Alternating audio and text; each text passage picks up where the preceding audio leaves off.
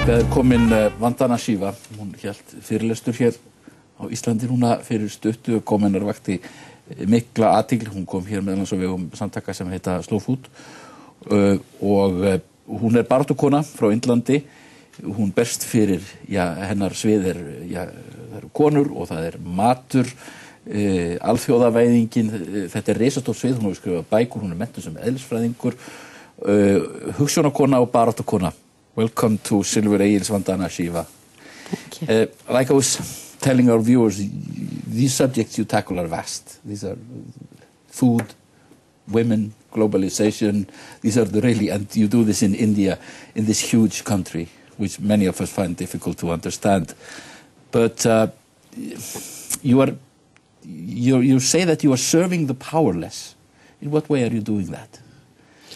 Well, I think nature has been made so invisible in the mind of industrial man, of globalized greed.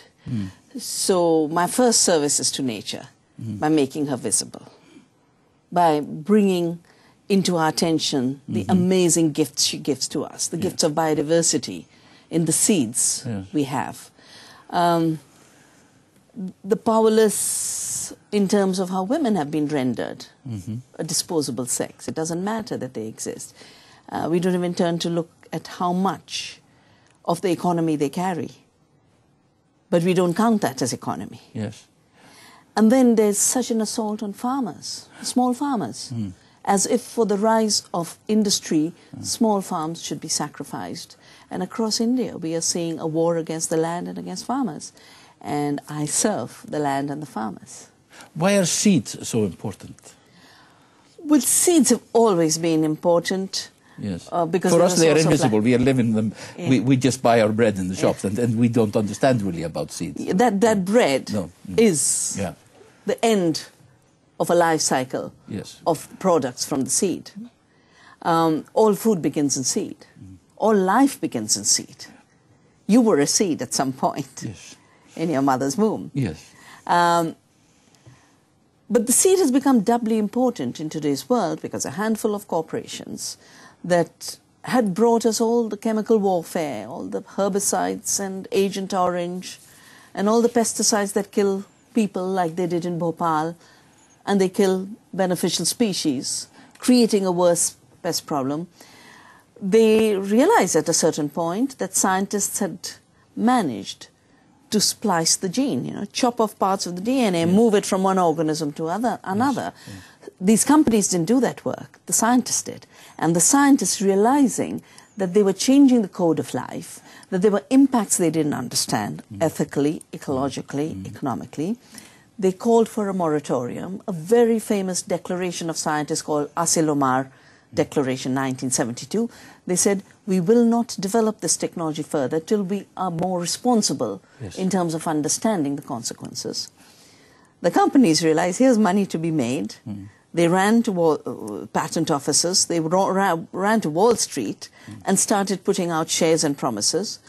And before you knew it, they were claiming seed as their intellectual property, as if it had come out of their minds. Yes. And I just happened to be invited to a meeting in 1987 where these giant companies were talking about how they had to genetically modify all seed, because by genetically modifying seed, they could claim a patent on it.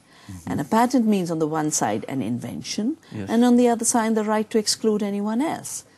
First, seed is not invented. It's modified. Modification is not invention. Yes. And secondly, an exclusive right on seed means an exclusive right on food production. Yes. The royalties that are charged for patents are taking the price of seed up. The acquisitions that a handful of companies are making has led to the buying up of all independent small seed firms. For example, in India, in cotton. Yes. 60 companies are locked in with licensing arrangements with one company called Monsanto. 95% of the seed supply of cotton is now in one company's hands. Already about 60–70% of the seed supply of corn, of soya, is in their hands. And if We don't protect the seed, we don't protect seed sovereignty, we don't protect the knowledge of how to have seed, save seed, share seed. Yes. We would not just be under a total monopolistic control. The sad thing is, the knowledge these companies bring is a highly unreliable knowledge. So they're not doing a very good job with the seed.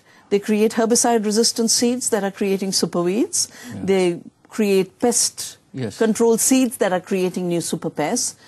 Yeah. So you are in a very serious situation. You are in a seed emergency. You have described it as stealing the heritage of humanity.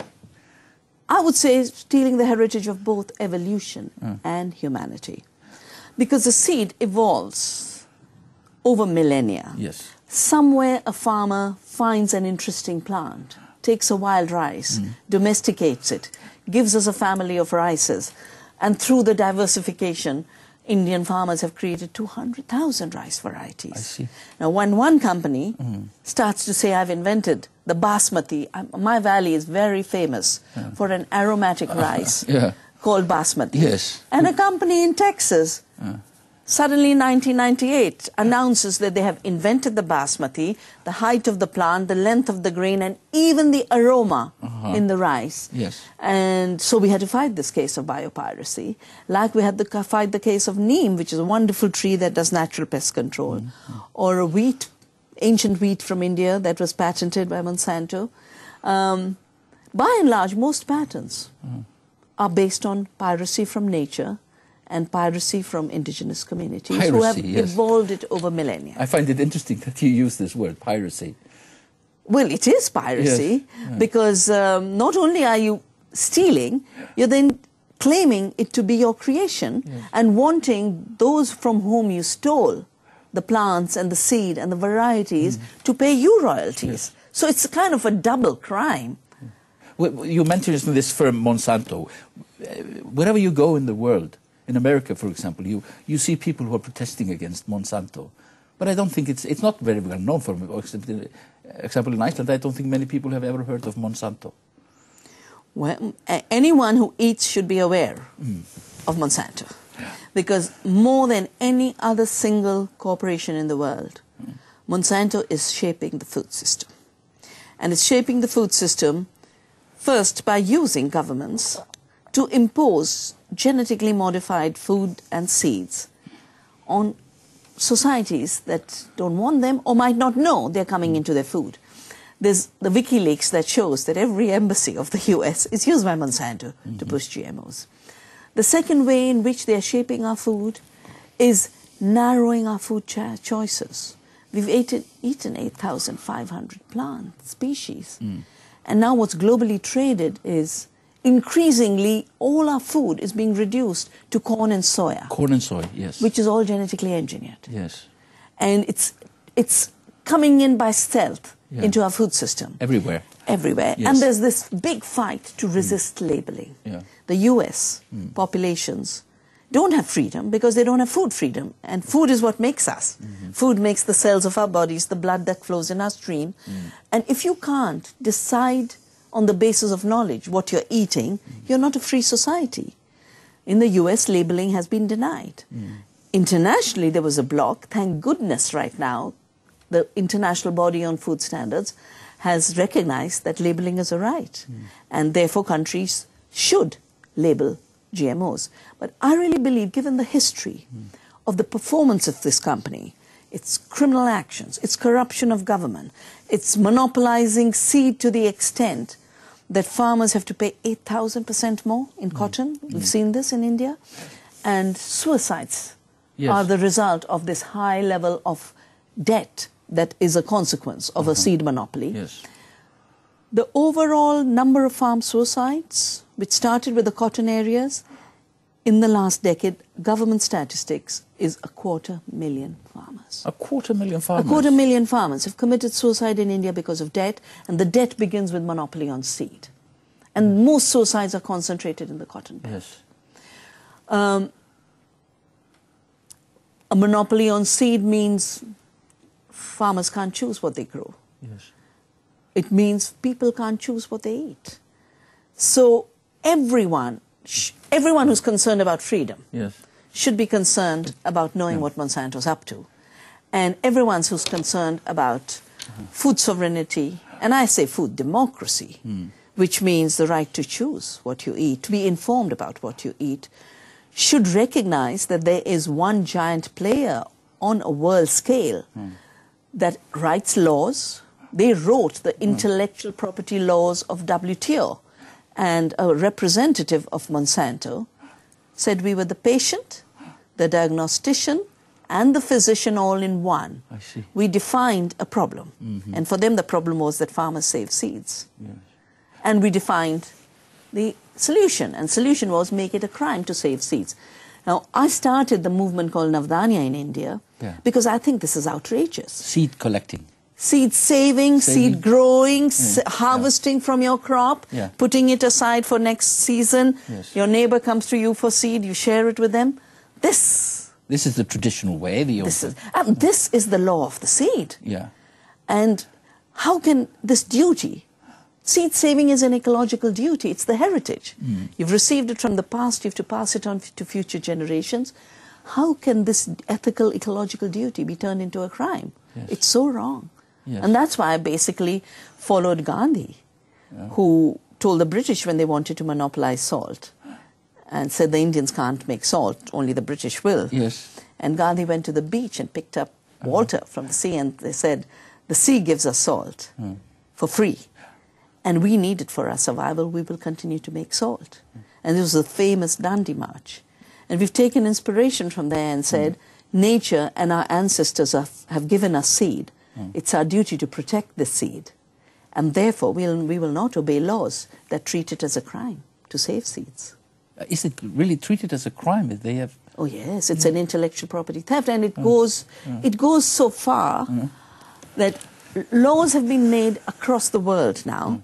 Europe has such laws. They're called compulsory licensing laws, where you can't have a seed that has not been registered. Yes. And the registered seeds are decided according to industrial standards, not according to ecological criteria. India tried to pass such a law in 2004, and we did a Gandhian action, and they haven't managed so far because they didn't realize that, we knew what this law was about. It wasn't about seed quality. No. It was about criminalizing indigenous seeds and open pollinated varieties. Like you have open software, open source software. Yes. You need open source seed. Yes. The new seeds that are being bred, either as hybrids or genetically engineered seed, can't be saved. They have to be bought every year, which adds a huge burden to the farmer. So this is about profit, about greed, about monopoly. It's about profit, greed, monopoly, and it is about ecological terrorism. Yes. But they would claim that this is good, this is all for the benefit of humanity, that they actually can grow bigger crops and we won't have to use all these pesticides and etc. Well, the three claims that are made in every advertisement on genetically modified crops, which begins with the seed. The first is it'll produce more. Lie. Because all you do through genetic engineering is take a toxic gene, like Bt, Bacillus thuringiensis, and shoot it into the cells of a plant. But the plant's yield is determined by conventional breeding, not through genetic engineering. All you do is shoot with a gene gun, a toxic gene.